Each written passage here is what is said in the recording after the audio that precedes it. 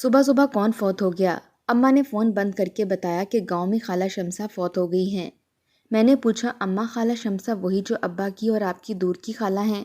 ابا کہنے لگے، ہاں وہی بیچاری کافی عرصے سے بیمار تھی اور کئی ماہ اسپتال میں داخل رہی تھی۔ ہمارے گھر اکثر آتی جاتی رہتی تھی، بلکہ ہم بھی اپنا بچپن اکثر انہی کے بڑے سے گھر میں گزارا کرتے تھے۔ ابا کے تفصیلی جواب پر اماں نے پوچھا، فوتگی پر ہم میں سے کون جائے گا؟ ابا کہنے لگے، ہم دونوں کو ہی جانا پڑے گا۔ دنیاوی کام تو ہوتے رہتے ہیں، اسی بہانے بی جی اور باقی بہن بھائیوں سے بھی ملاقات ہو جائے گی۔ بی جی ہماری دادی تھیں اور ہمیں ان کے پاس گئے 4 سال ہونے والے تھے۔ پہلے سال کے بعد چکر لگا لیا کرتے تھے، مگر ہم بہن بھائی کم ہی جاتے تھے گاؤں۔ ابھی فوتگی کی خبر ملی تو ابا اور اماں دونوں گاؤں جانے کے لیے تیار ہونے لگے۔ کچھ دیر بعد جانے ابا کے دماغ میں کیا سمائی کہ ہم بہن بھائیوں کو بھی تیار ہونے کا کہہ دیا۔ میں نے سنا وہ اماں سے کہہ رہے تھے کہ بی جی کا فون آیا ہے کہ بچوں کو بھی ساتھ لے آنا، آنکھیں ترس گئی ہیں ان کو دیکھنے کو۔ میں 16 سال کی تھی جب گاؤں گئی تھی، اور اب 4 سال بعد اچانک ہی ابا کو بھی ساتھ لے جانا یاد آ گیا۔ ہم تینوں بہن بھائی بھی ابا اور اماں کے ساتھ گاؤں جانے کے لیے تیار ہو گئے۔ میرے ابا اور اماں دونوں کا تعلق ہی گاؤں سے تھا، مگر شادی کے بعد وہ شہر میں آ گئے تھے اور یہاں رہنے لگے تھے۔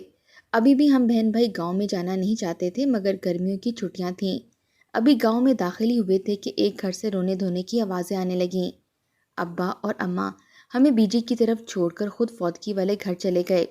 ہر طرف رونا دھونا مچا ہوا تھا، ہمارے سارے رشتہ دار بھی فوتگی والے گھر تھے۔ کچھ دیر بعد بی جی مجھے بھی زبردستی فوتگی والے گھر لے گئیں۔ وہاں میت کو غسل دیا جانا تھا اور ہر طرف جمیلہ بی بی کے نام کی پکار ہو رہی تھی۔ میں نے اپنی کزن سے پوچھا، یہ جمیلہ بی بی کون ہے؟ کہنے لگی، وہ میتوں کو غسل دیتی ہے، اور پتہ ہے سب سے مزے والی بات کیا ہے؟ وہ جس میت کو غسل دیتی ہے اس میت کے گھر والے مالا مال ہو جاتے ہیں۔ اب دیکھنا شمسہ کے گھر والے کیسے دنوں میں امیر ہوتے ہیں۔ میں پڑھی لکھی تھی، اس لیے ایسی عجیب سی بات پر مجھے ہنسی آ گئی۔ میری کزن کہنے لگی، تمہیں مذاق لگ رہا ہے نا؟ تم دیکھنا بس 1 ہفتے کی بات ہے اور اس گھر والوں نے دولت مند ہو جانا ہے۔ میں نے غسل دینے والی عورت کا جائزہ لیا۔ وہ پکی عمر کی ایک چلاک عورت لگ رہی تھی۔ غسل والی نے سب کو غسل خانے سے باہر نکال دیا اور دروازہ بند کر کے غسل دینے لگی۔ میں سب عورتوں کے درمیان بیٹھی وہی عجیب باتیں سن رہی تھی جو تھوڑی دیر پہلے میری کزن کر رہی تھی۔ جنازے کے بعد ہم گھر آئے تو میں نے بی جی سے پوچھا، آپ یہ بتائیں کہ واقعی وہ عورت جس کو غسل دیتی ہے اس کے گھر والے امیر ہو جاتے ہیں؟ بی جی کہنے لگی، سنا تو اب تک یہی ہے اور دیکھا بھی یہی ہے، اب دیکھو کیا ہوتا ہے۔ اماں اور ابا واپس جانا چاہتے تھے، مگر میں گاؤں کی خوبصورتی دیکھ کر دنگ رہ گئی۔ مجھے فوٹوگرافی کرنے کا بہت شوق تھا اور یہاں زبردست قسم کی تصویریں کھینچی جا سکتی تھیں، اس لیے میں 1-2 دن یہاں اور رہنا چاہتی تھی۔ ابا نے کہا، تم بہن بھائی یہاں رہ لو، ہم 40ویں پر آئیں گے تو تم لوگوں کو لے جائیں گے۔ اماں اور ابا چلے گئے اور ہم تینوں بہن بھائی بی جی کے پاس رک گئے۔ صبح صبح میں اپنی کزن کے ساتھ سیر کرنے نکلی تو سامنے سے آتی اس عورت کو دیکھ کر میں ٹھٹک گئی۔ وہ تو وہی عورت تھی جس نے کل شام میت کو غسل دیا تھا۔ اتنی منہ اندھیرے وہ کہاں سے آ رہی تھی؟ میں نے اپنی کزن سے پوچھا تو وہ کہنے لگی، ہم نہیں جانتے کہ کون کہاں سے آتا ہے اور کہاں جاتا ہے۔ میرے یہاں رہنے کی ایک اور وجہ یہ بھی تھی کہ میں دیکھنا چاہتی تھی کہ اس دعوے میں کتنی سچائی ہے کہ غسل دینے والی عورت کی وجہ سے میت کے گھر والے مالا مال ہو جاتے ہیں۔ ابھی 1 ہفتہ ہی گزرا تھا کہ میری کزن کی باتیں سچ ہو گئیں۔ مرنے والی ماسی شمسہ کا بیٹا اور بہو امیر ہو گئے۔ یہ واقعہ راتوں رات ہوا تھا اور کسی کو بھی معلوم نہیں تھا کہ ان کے پاس اتنے پیسے کہاں سے آئے۔ مجھے تو یقین نہیں آ رہا تھا۔ دولت ایک دم تو نہیں آ جاتی، کوئی نہ کوئی راز تو اس میں تھا۔ وہ لوگ تو بتا ہی نہیں رہے تھے کہ ان کے پاس پیسے کہاں سے آئے، کہتے تھے اگر ہم نے بتا دیا تو یہ دولت ہم سے چھن جائے گی۔ دوسری طرف وہ غسل دینے والی عورت جمیلہ اتنے دنوں سے گاؤں میں نظر ہی نہیں آ رہی تھی۔ میں روز صبح صبح جا کر تصویریں کھینچتی تھی جب سورج نکلنے والا ہوتا تھا۔ ایک دن اسی وقت کھیتوں میں سیر کر رہی تھی کہ میں نے چادر میں ملبوس ایک عورت کو گاؤں میں داخل ہوتے دیکھا۔ ذرا غور سے اسے دیکھا تو میں چونک گئی۔ وہ تو جمیلہ بی بی تھی، میری کزن ساتھی تھی۔ کہنے لگی، آج گاؤں میں کسی کی فوتگی ہونے والی ہے۔ میں چونک کر اس کی طرف پلٹی اور کہا، تمہیں کیسے معلوم؟ کہنے لگی، جس دن جمیلہ بی بی گاؤں میں نظر آتی ہے اس دن لازمی طور پر کوئی فوتگی ہوتی ہے۔ جمیلہ بی بی کو پہلے سے ہی معلوم ہو جاتا ہے اور وہ غسل دینے آ جاتی ہے۔ میں نے بے یقینی سے دور جاتی جمیلہ بی بی کو دیکھا اور نفی میں سر ہلاتے ہوئے کہا، ناممکن، ایسا ہو ہی نہیں سکتا کہ کسی کے پاس پہلے سے علم ہو جائے کہ کوئی مرنے والا ہے۔ لیکن اس بار بھی میری کزن سچی ثابت ہوئی۔ قریب گاؤں میں اعلان ہونے لگا کہ رفیق ملک کی ماں جو ہسپتال میں داخل تھی وہ وفات پا گئی ہیں۔ یہ خبر سن کر میرے تو ہوش ہی اڑ گئے۔ یہ بھلا کیسے ممکن تھا؟ لیکن سب کچھ میری نظروں کے سامنے ہو رہا تھا۔ مجھے یوں حیران دیکھ کر میری بیجی کہنے لگی، پتر، وہ جمیلہ بڑی نیک عورت ہے، اسے سچے خواب آتے ہیں، اس پر شک کر کے گناہ گار نہ ہو۔ میں بیجی کو کیسے سمجھاتی کہ آپ گاؤں کے لوگ بہت سادہ اور معصوم ہوتے ہیں، کسی کی بھی بات پر یقین کر لیتے ہیں۔ میں سب کے ساتھ فوتگی والے گھر گئی۔ وہاں مرنے والے کی بیٹیاں بھی تھیں جو دوسرے شہر سے تھیں۔ جب میت کو غسل دینے کا وقت آیا تو سب جمیلہ بی بی کو بلانے دوڑے۔ وہ آ گئیں۔ میں نے اسے آج تک کسی سے بولتے نہیں دیکھا تھا۔ وہ شفاف چہرہ لیے اپنا کام کرتی تھی اور اپنے کام سے کام رکھتی تھی۔ مرنے والے کی بیٹیاں کہنے لگیں، ہم خود اپنی ماں کو غسل دینا چاہتی ہیں۔ اس کی بات پر پہلی بار میں نے اس غسل والی عورت کے چہرے پر پریشانی کے آثار دیکھے۔ وہ کچھ بے چین سی ہوئی تھی۔ گاؤں کی عورتوں نے ان لڑکیوں کو سمجھایا کہ ہمارے گاؤں میں سبھی مردہ عورتوں کو غسل جمیلہ بی بی دیتی ہیں اور جس کو یہ غسل دے وہ خوش قسمت ہوتی ہے، اس کے گھر والے جلد مالا مال ہو جاتے ہیں۔ بڑی مشکلوں سے مرنے والی کی بیٹیوں کو غسل دینے سے روکا گیا۔ پچھلی بار کی طرح اس بار بھی جمیلہ بی بی نے غسل خانے کا دروازہ بند کر لیا۔ آخر وہ غسل دیتے وقت ایسا کیا خاص عمل کرتی تھی کہ مرنے والی کے رشتہ دار امیر ہو جاتے تھے؟ یہ سوال میرے ذہن میں کھٹک رہا تھا اور میں چاہتی تھی کہ جلد از جلد اس کا جواب ملے تاکہ میں اپنے گھر جاؤں۔ میرے بہن بھائی اب بور ہو گئے تھے اور گھر جانا چاہتے تھے، لیکن پھر پتہ چلا کہ ابا اور اماں عمرہ کرنے جا رہے ہیں۔ پہلے تو ہم تینوں کی وجہ سے نہیں جا پاتے تھے کہ بچوں کو کیسے اکیلا چھوڑیں گے، مگر اب ابا کو تسلی تھی کہ ان کے بچے گاؤں میں بڑے مزے سے رہ رہے ہیں، اس لیے انہوں نے موقع سے فائدہ اٹھایا اور عمرے پر جانے کی تیاری کر لی۔ اماں ابا نے اب 2 ماہ بعد ہی واپس آنا تھا، یعنی ہم 2 ماہ اب ادھر ہی رہنے والے تھے۔ جمیلہ بی بی ایک بار پھر سے غائب ہو چکی تھی۔ کسی کو نہیں معلوم تھا کہ وہ کہاں سے آتی ہے اور کہاں جاتی ہے۔ وہ اس گاؤں کی بھی رہائشی نہیں تھی، دوسرے گاؤں کی تھی جو بالکل پاس ہی تھا۔ سب بزرگوں کے نزدیک وہ ایک نیک عورت تھی جو غسل دینے کا کام فی سبیل اللہ کرتی تھی اور ایک پیسہ بھی نہ لیتی تھی۔ یہی نہیں، اس کی وجہ سے میت کے گھر والے مالا مال بھی ہو جاتے تھے۔ میں نے اگرچہ کسی بھی بات پر یقین نہیں کیا تھا، مگر دونوں بار میں نے اپنی آنکھوں سے سب دیکھا تھا، کیونکہ تھوڑے دنوں پہلے جو عورت فوت ہوئی تھی اس کے گھر والوں کو پورے 20 لاکھ روپے کا چیک اپنے دروازے پہ رکھا ہوا ملا تھا۔ دنوں میں ان کی حالت بدلی تھی اور وہ یہ سب جمیلہ بی بی کی کرامت قرار دے رہے تھے۔ ایک روز اچانک ہی بیجی کی طبیعت خراب ہوئی تو بڑے تایا اور میں ان کو ہسپتال لے کر دوڑے۔ یہ ہسپتال گاؤں سے باہر سڑک پر تھا، اس لیے جلدی پہنچ گئے اور بیجی کو ایمرجنسی میں لے گئے۔ ڈاکٹر نے کچھ انجیکشن وغیرہ منگوائے تو میں وہ لینے باہر آئی۔ اچانک واپسی پر میں وہاں جمیلہ بی بی کو دیکھ کر چونک گئی۔ وہ ہسپتال کی لابی میں کسی سے باتیں کر رہی تھی۔ میرے پاس اس وقت حیران ہونے کا وقت نہیں تھا، اس لیے جلدی سے سامان لے کر ایمرجنسی کی طرف بھاگی۔ بیجی کو سانس کا مسئلہ ہوا تھا۔ ڈاکٹر نے 3-4 دن کے لیے انہیں داخل کر لیا تھا۔ بیجی کی طرف سے سکون ہوا تو مجھے اس غسل والی عورت کا خیال آیا کہ وہ یہاں کیا کر رہی تھی۔ تایا کو بتا کر باہر آئی اور ادھر ادھر دیکھا، مگر وہ کہیں نظر نہ آئی۔ میں نے تایا کو گھر بھیج دیا اور میں یہاں بیجی کے پاس ہوں، آپ شام کو آ جائیے گا۔ تایا چلے گئے۔ بیجی کو وارڈ میں شفٹ کر دیا گیا تھا۔ ان کی طبیعت ٹھیک نہیں تھی۔ زیادہ عمر ہونے کی وجہ سے ویسے بھی انسان بہت سی بیماریوں کا شکار ہو جاتا ہے۔ ویسے تو میری بیجی بہت صحت مند تھیں، مگر ابھی اچانک پتہ نہیں کیا ہو گیا تھا۔ شام کو چچا نے مجھے کہا کہ تم چاچی کے ساتھ گھر چلی جاؤ۔ میں اور چاچی گھر جانے کے لیے ہسپتال سے باہر نکلے ہی تھے کہ میں نے پھر سے جمیلہ بی بی کو دیکھا۔ وہ ہسپتال سے باہر جا رہی تھی۔ میں نے سوچا ہو سکتا ہے وہ بھی کسی کی عیادت کرنے آئی ہو، لیکن اگلے دن پھر سے اسے دیکھ کر میں چونکے بنا نہ رہ سکی۔ میں نے ایک نرس سے اس کو باتیں کرتے دیکھا تھا۔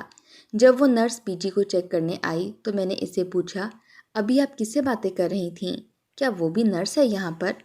وہ نرس کہنے لگی، ارے وہ کہاں سے تمہیں نرس لگتی ہے، وہ تو یہاں کام کرتی ہے، وارڈ کی نگرانی کا کام ہوتا ہے۔ اس کی یہ بات یقیناً گاؤں میں کسی کو معلوم نہیں تھی کہ وہ جس جمیلہ بی بی کو اتنا سر پر چڑھا رہے تھے وہ تو یہاں ایک معمولی سی ملازمہ تھی۔ دوپہر میں کسی جوان عورت کی وفات ہوئی۔ پتہ چلا کہ وہ ہمارے گاؤں کے ساتھ والے گاؤں میں رہتی تھی۔ میں نے اس کی وفات پر اسی جمیلہ بی بی کو ایک نرس سے بات کرتے سنا۔ وہ کہہ رہی تھی مجھے گاؤں جانے دیں تاکہ اس کے غسل کا انتظام کر لوں۔ اب مجھے ساری بات سمجھ آئی تھی کہ وفات ہسپتال میں ہی ہو جاتی تھی۔ وہ میت ہی گھر والوں سے پہلے ہی گاؤں پہنچ جاتی اور گاؤں والوں کو پتہ لگ جاتا کہ آج جمیلہ بی بی ہمارے گاؤں میں آئی ہے، ضرور کوئی فوت ہونے والا ہے، اور تھوڑی ہی دیر میں میت بھی گاؤں آ جاتی۔ یوں سب سمجھتے کہ وہ بہت نیک ہے۔ میں نے بی جی کو بھی بتایا کہ یہ دیکھیں آپ کی جمیلہ بی بی یہاں اس ہسپتال میں معمولی سی ملازمہ ہے۔ بی جی کہنے لگی، ہم سب کو پتہ ہے، اس میں نئی بات کیا ہے، وہ غسل مفت میں دیتی ہے، مگر اپنے گھر والوں کا خیال رکھنے کے لیے اسے کمانا بھی تو پڑتا ہے۔ اکیلی 3 بچوں کی کفالت کرتی ہے اور یہاں نوکری کر کے ہی گزارا ہوتا ہے اس کا۔ میں نے کہا، یعنی آپ کو سب پتہ ہے کہ وہ یہاں نوکری کرتی ہے؟ بی جی نے کہا، ہاں۔ ان سے مزید بولا نہ گیا، وہ اتنا ہی بول کر تھک گئی تھیں۔ بی جی نے اشارے سے کہا، اس پر شک نہ کرو، وہ اچھی عورت ہے۔ میں نے دل میں سوچا، ٹھیک ہے، وہ یہاں نوکری کرتی ہے، اس میں شک کرنے والی کوئی بات نہیں ہے، مگر اس کے مبارک ہاتھوں سے غسل دینے کے بعد اس خاندان کا امیر ہو جانا، یہ مجھے سمجھ میں نہیں آتا، اور یہ بات تو بالکل ٹھیک نہیں لگتی تھی کہ وہ اپنے سوا کسی اور کو غسل کرنے نہیں دیتی تھی۔ ایسا کیوں بھلا؟ میں نے سوچا کہ چلو کوئی بات نہیں، ایک بار بی جی کو چھٹی مل جائے پھر فرصت سے اس معاملے کو حل کروں گی۔ 3 دن ہم ہسپتال میں رہے تھے۔ وہ 3 دن میں نے جمیلہ بی بی پر نظر رکھی تھی اور اس کی ایک ایک حرکت کو غور سے دیکھا تھا۔ میں نے 5 وقت کی نماز تو اسے کبھی پڑھتے دیکھا ہی نہیں تھا اور نہ ہی کبھی کوئی تسبیح کرتے دیکھا تھا، پھر میں اسے کیسے نیک مان لیتی۔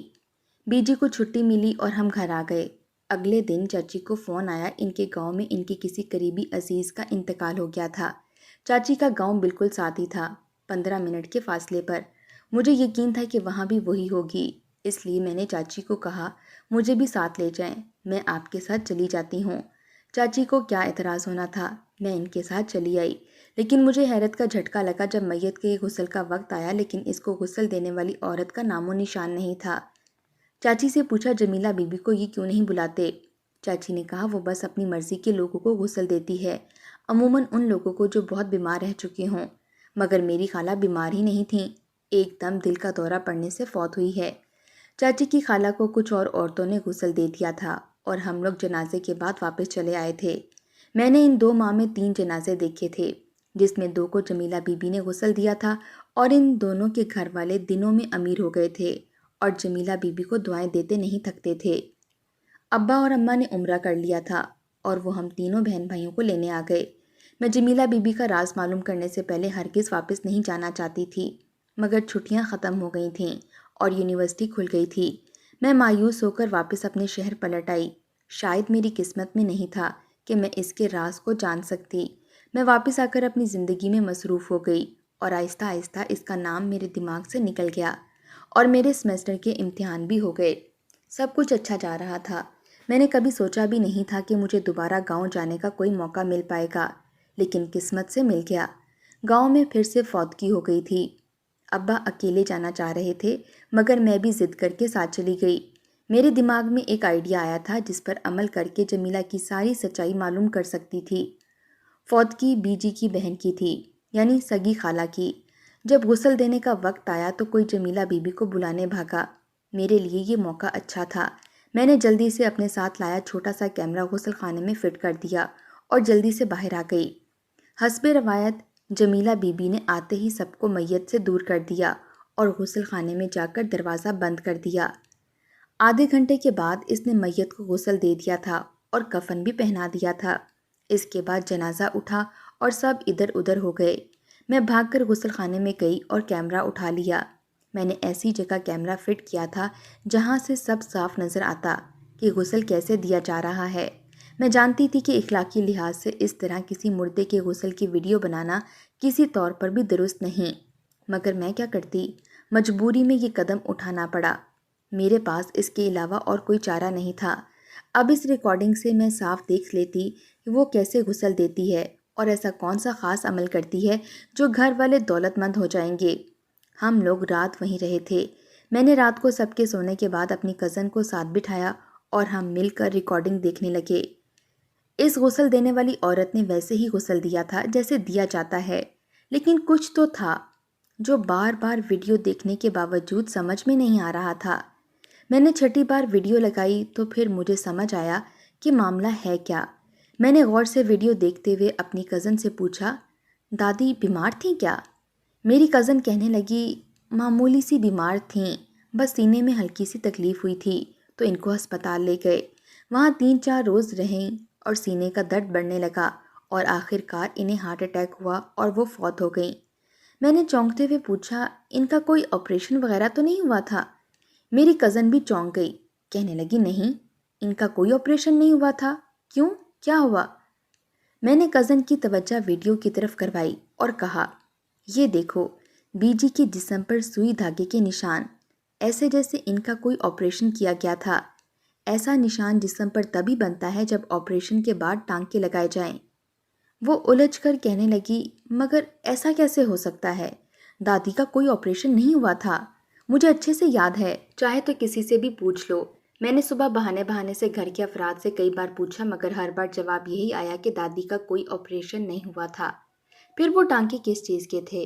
اور یہی وہ سوال تھا جس نے مجھے جمیلہ بی بی پر شک کرنے پر مجبور کر دیا تھا۔ میں نے ویڈیو میں دھیان سے دیکھا تھا، جہاں سے ٹانکے لگے تھے وہ بڑی احتیاط کے ساتھ وہاں پر پانی بہا رہی تھی۔ اگر اس کے دل میں کوئی چور نہیں تھا تو اسے سب کو بتانا چاہیے تھا کہ دادی کے جسم پر ٹانکے ہیں، مگر اس نے چپ چاپ غسل دے کر کفن پہنا دیا اور یوں کسی کو معلوم بھی نہ ہو سکا کہ میت کے ساتھ کیا گزر چکا ہے۔ میں نے جمیلہ بی بی کو بلایا اور وہ ویڈیو اسے دکھائی اور کہا، اس ویڈیو کو دیکھو اور بتاؤ دادی کے جسم پر ٹانکے کہاں سے آئے؟ وہ ویڈیو دیکھ کر انتہائی گھبرا گئی اور کہنے لگی، مجھے نہیں پتا یہ ٹانکے کس چیز کے ہیں، میں کچھ نہیں جانتی۔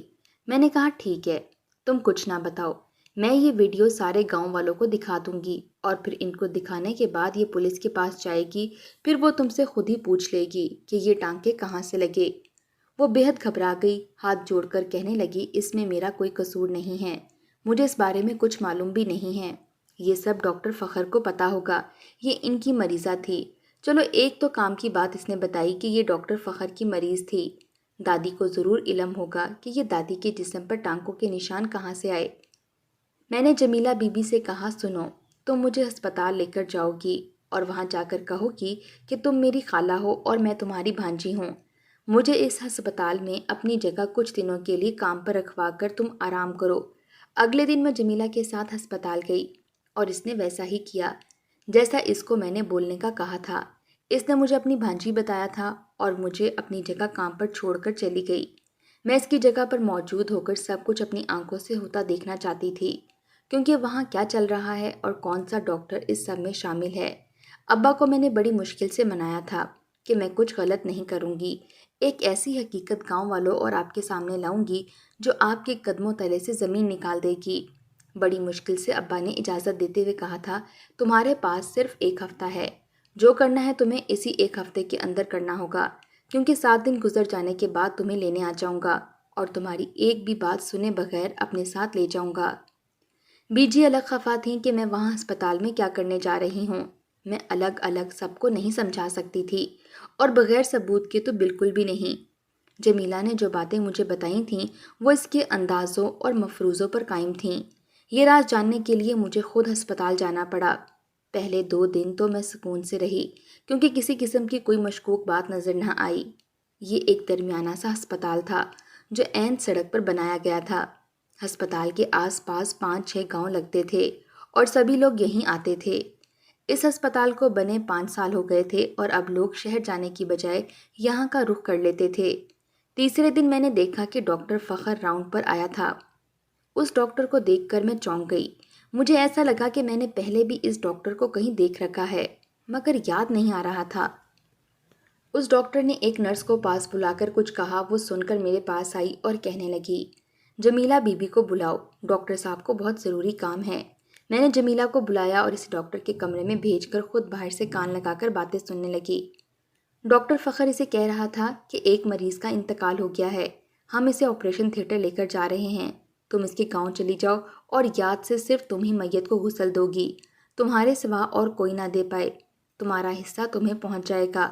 اور ہاں، حصے سے یاد آیا کہ ابھی پچھلے دنوں جو عورت انتقال کر گئی تھی اس کے گھر والوں کو بھی رقم پہنچانی ہے، وہ میں تمہیں دے دیتا ہوں، آگے پہنچا دینا، چلو اب جاؤ یہاں سے۔ میں نے اپنا موبائل نکالا اور وہیں کھڑے کھڑے اس ڈاکٹر کو سرچ کیا۔ تھوڑی ہی دیر میں ساری بات میں جان چکی تھی کہ اس ہسپتال میں کیا چل رہا ہے۔ ساری کہانی کچھ یوں تھی کہ اس ہسپتال کے ڈاکٹر فخر کو دیکھ کر میں چونک گئی تھی اور اسے گوگل کیا تھا کیونکہ مجھے لگ رہا تھا کہ میں نے اس ڈاکٹر کو کہیں دیکھا ہے۔ اس کے بارے میں سرچ کیا تو میرے پیروں تلے سے زمین نکل گئی۔ اس ڈاکٹر کو آج سے 7 سال قبل ایک کیس میں پکڑے جانے کی وجہ سے کچھ ماہ کی سزا بھی ہوئی تھی اور اس کا لائسنس منسوخ کر دیا گیا تھا۔ جو کچھ کرنے کی وجہ سے اس ڈاکٹر کو کچھ سال قبل نکالا گیا تھا وہی کچھ گاؤں میں آ کر شروع کر دیا تھا۔ وہ مردہ لوگوں کے جسم سے ان کے باڈی پارٹس نکال لیا کرتا تھا اور مہنگے داموں آگے بیچ دیا کرتا تھا۔ اس نے جمیلہ کو پیسے دیے تھے اور کہا تھا کہ جو لوگ فوت ہو جائیں ان کو غسل تم نے دینا ہے تاکہ کسی کی نظر ان ٹانکوں پر نہ پڑے۔ جمیلہ بی بی پیسوں کی لالچ میں آ کر ویسا ہی کرتی اور صرف خود ہی اکیلی غسل دیتی، کیونکہ اگر ساتھ میں کوئی اور عورت مل کر غسل دلواتی تو وہ دیکھ لیتی کہ میت کے جسم پر تو ٹانکے لگے ہوئے ہیں۔ وہ خود تو پیسے لیتی ہی تھی مگر میت کے گھر والے کہاں سے مالا مال ہو جاتے تھے، تو اس کا جواب تھا یہ میت کے باڈی پارٹ سے جتنے پیسے کماتے تھے ان میں سے چند لاکھ میت کے گھر والوں تک پہنچا دیے جاتے، کیونکہ اسپتال میں ہی ان سے ایک ایگریمنٹ پر دستخط کروا لیے جاتے تھے۔ اس کی روح سے مریض کے لواحقین خود اجازت دے رہے ہوتے تھے کہ ہم اپنی مرضی اور خوشی سے اپنے مریض کا آپریشن کر کے دل گردے نکال سکتے ہیں، جبکہ ان پڑھ دیہاتیوں کو کہاں پڑھنا آتا ہے۔ وہ آرام سے سائن کر دیتے، اسی طرح سے وہ خود کو محفوظ کر لیتے تھے۔ ہمیں تو مریض کے گھر والوں نے خود اجازت دی ہے، تو یہ غیر قانونی نہیں، لیکن یہ غیر قانونی ہی تھا، کیونکہ عطیہ کرنے کی بجائے جسم کے صحت مند اعضاء بڑے ہسپتالوں میں منہ مانگی قیمت پر فروخت کر دیے جاتے تھے۔ میں نے آپریشن تھیٹر میں کیمرہ لگا کر ان کے سارے کاموں کی ویڈیو ریکارڈ کر لی تھی۔ ان کی آپس کی بات چیت تک میں نے ہوشیاری سے ریکارڈ کر لی تھی، جس کی وجہ سے اب وہ سلاخوں کے پیچھے جانے والے تھے۔ اس ساری حقیقت کو جان لینے کے بعد میں نے پولیس کو بلوایا اور سارے ثبوت جو میں نے دل لگا کر اور دن رات ایک کر کے اکٹھے کیے تھے وہ انہیں دے دیے۔ جتنے ڈاکٹر اور نرس اس میں کام میں ملوث تھے سب کو پولیس نے پکڑ لیا تھا اور ہسپتال کو سیل کر دیا گیا تھا۔ یہ سارا کام پچھلے 3 سالوں سے بہت کامیابی سے جاری تھا اور شاید ایسے ہی جاری رہتا اگر میں نہ گاؤں جاتی۔